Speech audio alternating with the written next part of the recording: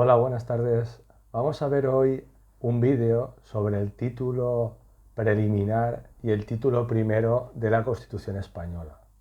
Como sabéis, el título preliminar va del artículo 1 al artículo 9 de nuestra Constitución, mientras que el título primero va del artículo 10 al artículo 55. Como siempre, vamos a usar nuestro formato 10 preguntas de exámenes que han salido en oposiciones recientes y aprovecharemos estas preguntas para ir explicando aquellas cuestiones más importantes del temario de la oposición. Bueno, comentaros que este vídeo lo vamos a dividir en dos partes, esta parte primera y una parte segunda, ¿vale? Debido a que el título preliminar y sobre todo el título primero, pues es un título bastante extenso, el más extenso que tiene nuestra Constitución. Bueno, pues vamos a empezar lo que os comentaba con las preguntas, ¿vale? Cualquier cosa, cualquier duda, pues sabéis que os la podéis anotar y preguntármela por cualquier vía que os venga a vosotros bien. Bueno, vamos a empezar con la primera pregunta. Dice, de acuerdo con la Constitución española, la soberanía nacional, y aquí hay que saber que la soberanía nacional reside en el pueblo español. Nos darán otras opciones en el tipo test, nos pondrán que esa soberanía nacional reside en el Estado, que reside en las Cortes Generales o incluso que esa soberanía la tienen los poderes públicos. Pero tenéis que tener muy claro que según el artículo 1 del título preliminar de nuestra Constitución, esa soberanía nacional reside en el pueblo español. Voy a leeros lo que dice el artículo 1, que está en el título preliminar, el primer artículo de nuestra Constitución, que dice así: España se constituye en un Estado social y democrático de derecho. Este concepto ya es fundamental porque lo suelen preguntar muchísimo en los exámenes tipo test. Tenemos que saber que España es un Estado social y democrático de derecho, que propugna como valores superiores de su ordenamiento jurídico la libertad, la justicia, la igualdad y el pluralismo político. Pluralismo político porque la Constitución viene, digamos, de una etapa, ¿vale?, pasada, de un pasado donde no había libertad de partidos políticos debido a la dictadura que existía en nuestro país. Luego tenéis que acordaros de esos 4 valores superiores, supremos, de nuestro ordenamiento jurídico. Os lo vuelvo a repetir: la libertad, la igualdad, la justicia y el pluralismo político. En segundo lugar, nos dice este artículo primero que la soberanía, ya lo sabéis, la soberanía nacional reside en el pueblo español, del que emanan los poderes del Estado. Y finalmente, en el artículo 1.3 nos dice que la forma política del Estado español es la monarquía parlamentaria, ¿vale? Acordaros, España es una monarquía parlamentaria. Pregunta 2. La pregunta 2 tenemos que irnos al artículo 8 de nuestra Constitución, que trata sobre las Fuerzas Armadas.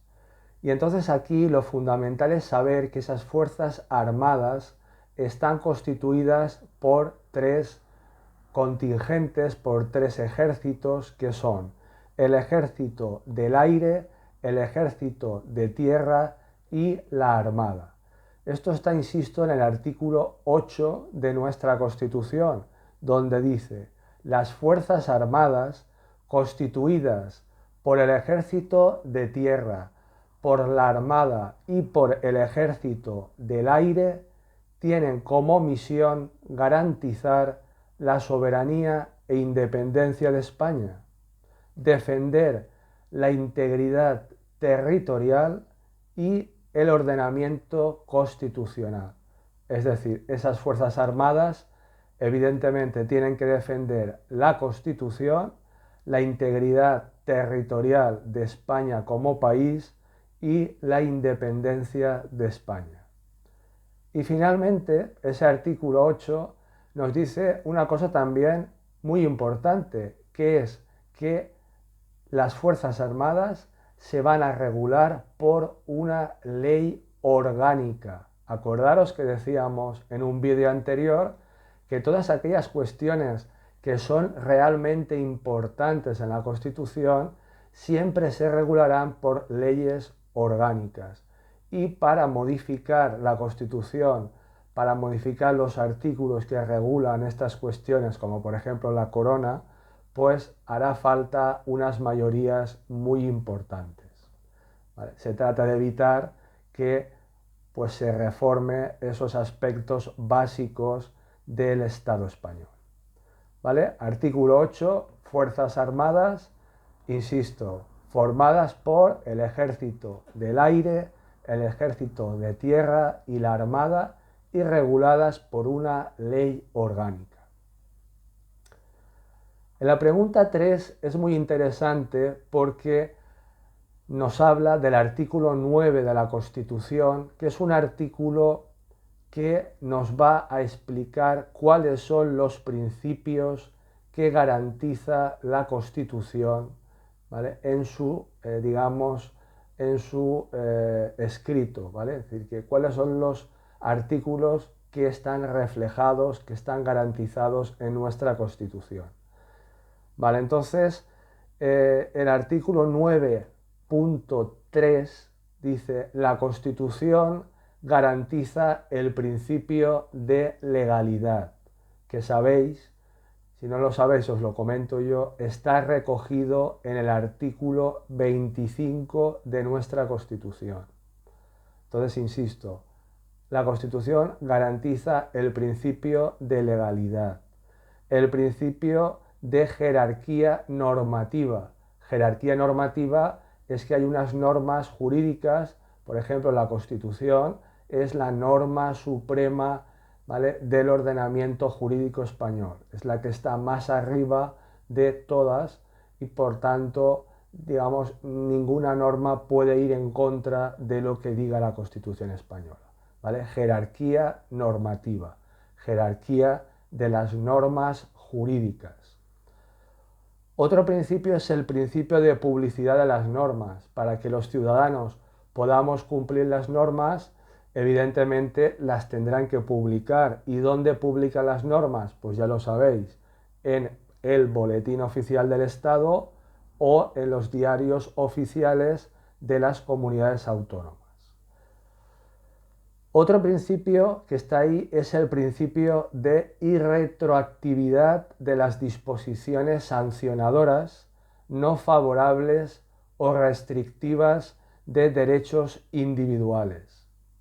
Este principio, que es tan largo, el concepto, es muy sencillo de entender. Simplemente es que si sale una norma penal publicada hoy y esa norma, digamos que perjudica al delincuente, perjudica a la persona que ya han juzgado, a la persona que está cumpliendo una pena, a la persona que, digamos, pues ha cometido un delito, esa norma no puede aplicarse con efectos retroactivos, no puede aplicarse hacia atrás. Por eso dice principio de irretroactividad. No se puede ir con esa norma aplicable a una persona hacia atrás. Si fuera una norma favorable, entonces sí que podría ser aplicada hacia atrás. Por eso hizo irretroactividad de las disposiciones sancionadoras no favorables o que limiten los derechos individuales. Otro principio es el de seguridad jurídica, es decir, la sociedad, nosotros como individuos, tenemos que tener la seguridad de conocer, de saber cuáles son las normas jurídicas que nos van a aplicar en cada momento. Si no existiera esa seguridad jurídica, eso implicaría una situación de incertidumbre, de caos y de un funcionamiento totalmente no democrático, sino, digamos, malísimo para la sociedad.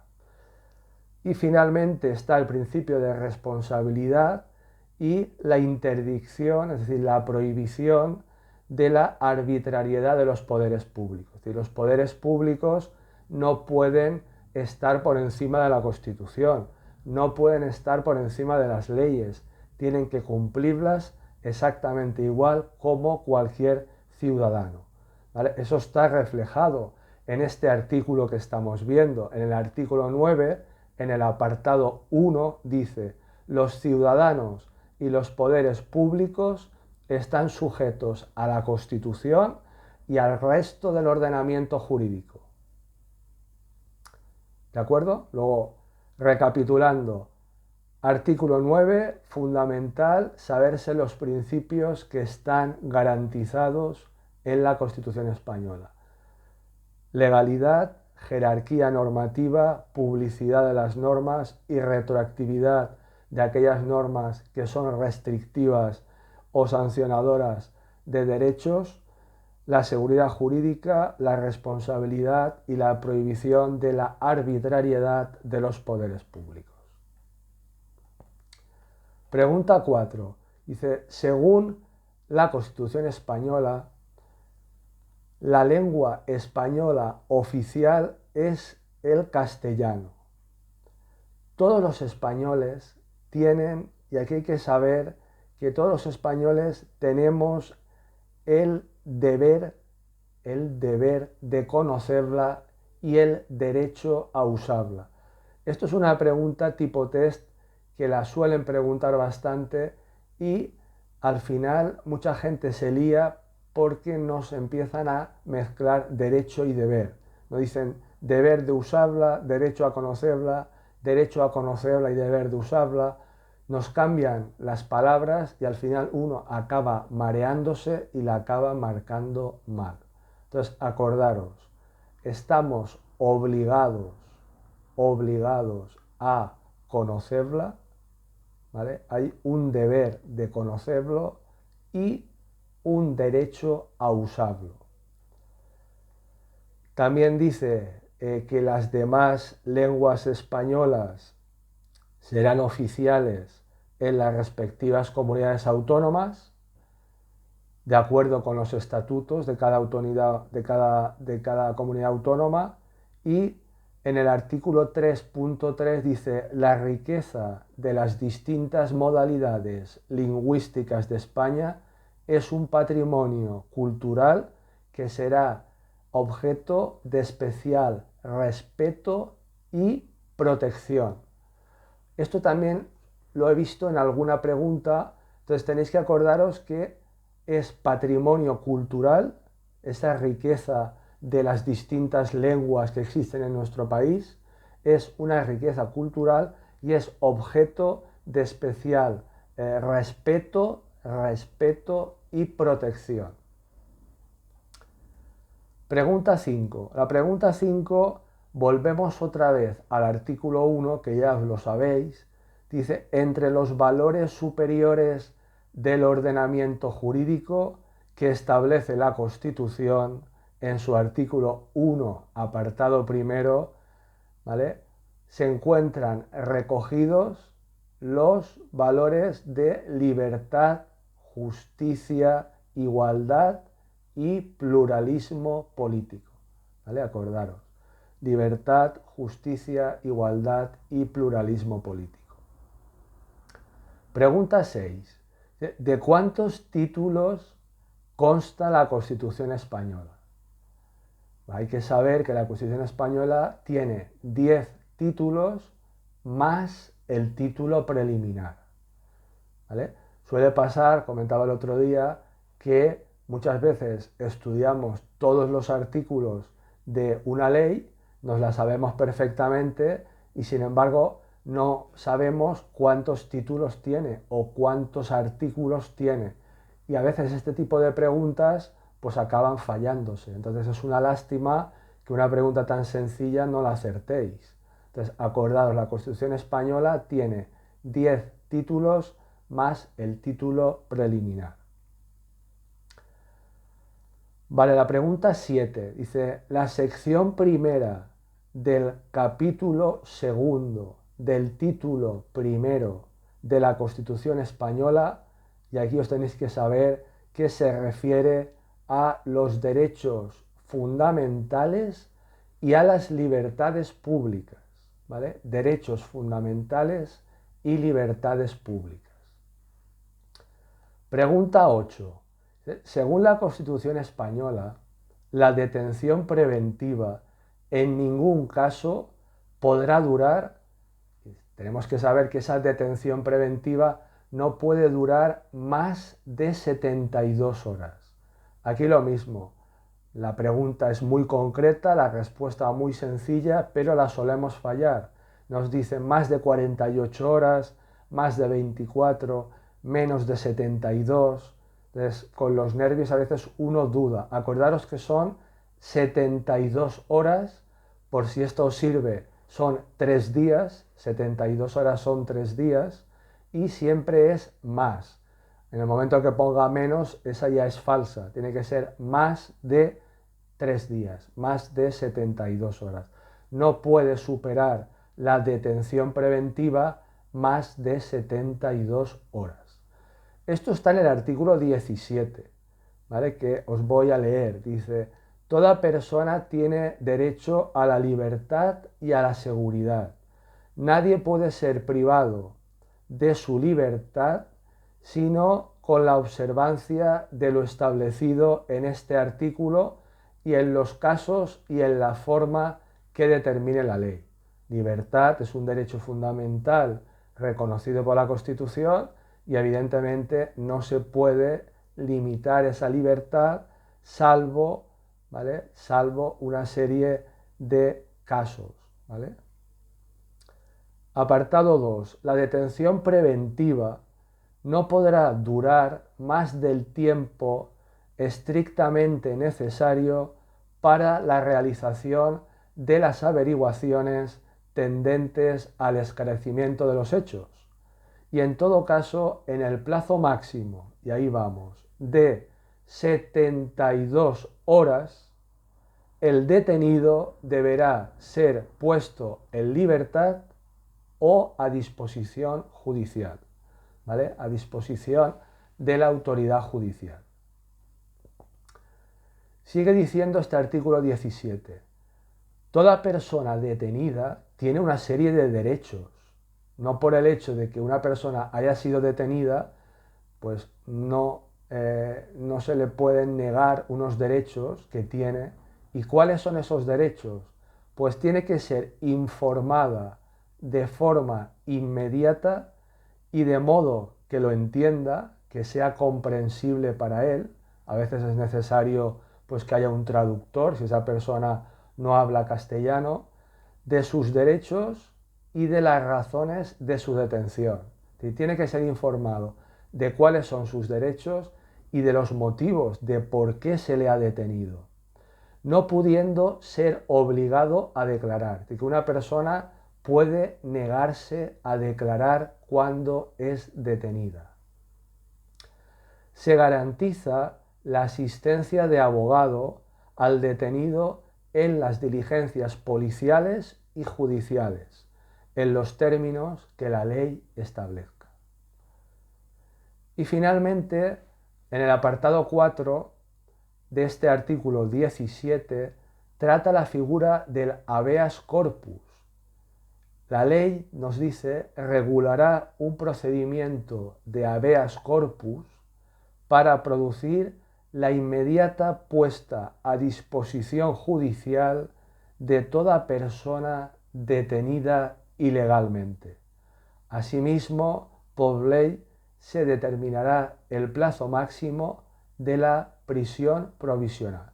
Es decir, el habeas corpus, explicado de una forma muy sencilla, es que una persona que considera que se le ha detenido de forma ilegal puede él mismo o a través de su abogado solicitar el habeas corpus. Y eso implica que de forma inmediata esa persona será puesta a disposición de la autoridad judicial para que explique cuál es su versión. Pregunta 9. Dice, la Constitución española establece que todos, mediante un sistema tributario justo, contribuirán al sostenimiento de los gastos públicos de acuerdo con su capacidad económica. Este sistema en ningún caso tendrá carácter confiscatorio, es decir, que los impuestos no pueden ser confiscatorios, ¿vale? Y deberá estar inspirado, es decir, este sistema tributario tiene que estar inspirado en una serie de principios, que son los principios de igualdad y progresividad. Acordaros, igualdad y progresividad. ¿Vale? Esto está en el artículo 31 de la Constitución, que os lo voy a leer. Dice, todos los españoles contribuirán al sostenimiento de los gastos públicos de acuerdo con su capacidad económica, mediante un sistema tributario justo, inspirado en los principios de igualdad y progresividad, que en ningún caso tendrá carácter confiscatorio. El gasto público, nos dice en el apartado 2, realizará una asignación equitativa de los recursos públicos y su programación y ejecución responderán a los criterios de eficiencia y economía. Acordaros, por favor, de estas dos palabras, eficiencia y economía. En el tipo test nos van a cambiar la palabra eficiencia por eficacia. Entonces, eficiencia y economía. Y finalmente dice, solo podrán establecerse prestaciones personales o patrimoniales de carácter público, es decir, simplificando, solamente podrán establecerse impuestos con arreglo a la ley. Es decir, no se puede levantar un buen día un alcalde de un ayuntamiento y decir voy a crear este impuesto. Tiene que haber previamente una ley que lo regule, ¿vale? Pregunta 10. Dice, en cuanto al derecho de adoptar medidas de conflicto colectivo, la Constitución española reconoce este derecho tanto a los trabajadores como a los empresarios.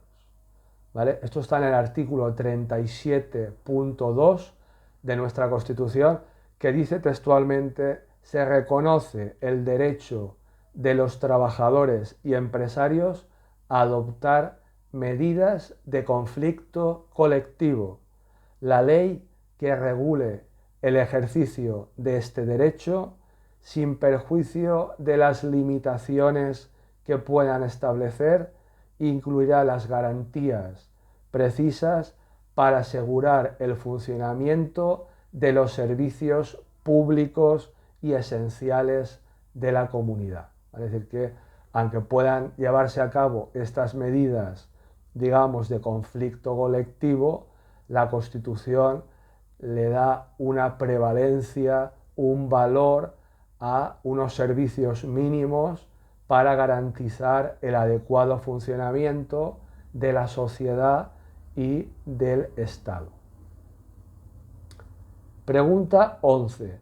Según refiere la Constitución española, los extranjeros gozarán en España de las libertades públicas que garantice el título primero en los términos que establezca la ley, ¿vale? Y los tratados, ¿vale? Esto está en el artículo 13, donde dice los extranjeros gozarán en España de las libertades públicas que garantiza el presente título. Acordaros que estamos en el título primero de la Constitución, en los términos que establezca la ley y los tratados. ¿Vale? Tratados a nivel internacional, se refiere entre España y otros países. Pregunta 12.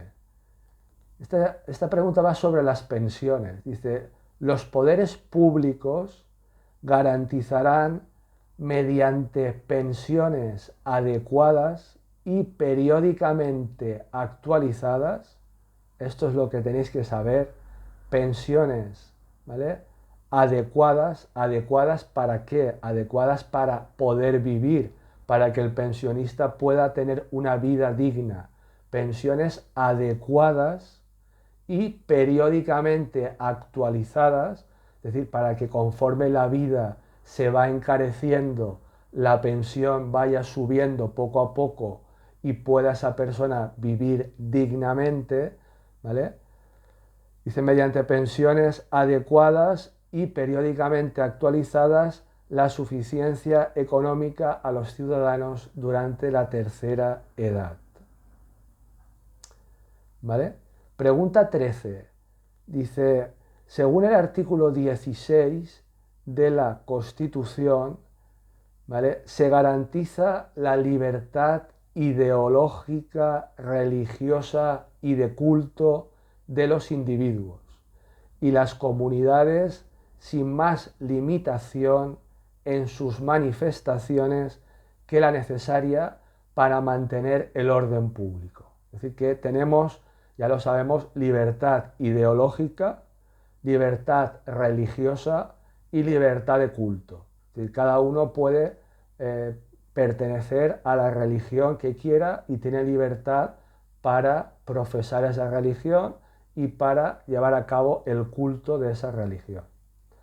Nadie podrá ser obligado, nos dice, a declarar su ideología, su religión o sus creencias. Es algo privado de cada persona y una persona no puede ser obligada a manifestar, a decir cuál es su ideología, cuál es su religión o cuáles son sus creencias.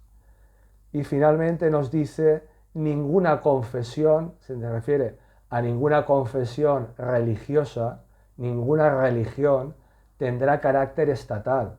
Antes sabíais, antes de la aparición de la democracia en España, pues el Estado era un Estado donde era religioso y la religión, el Estado era un Estado católico, ¿vale? El Estado era católico. Ahora el Estado dice que no tiene ninguna confesión, ¿vale? Ninguna confesión tendrá carácter estatal.